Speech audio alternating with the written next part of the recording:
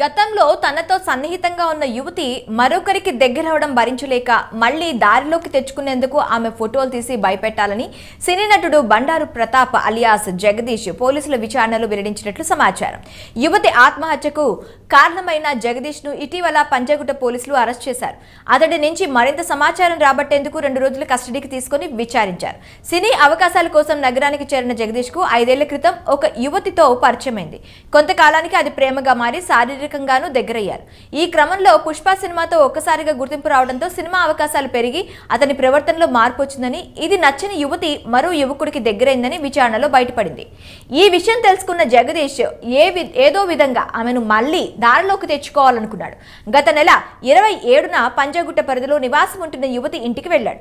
ఆ సమయంలో సదరు యువకుడితో ఆమె సన్నిహితంగా ఉండడం చూసి సెల్ ఫోన్తో ఫోటోలు తీశాడు.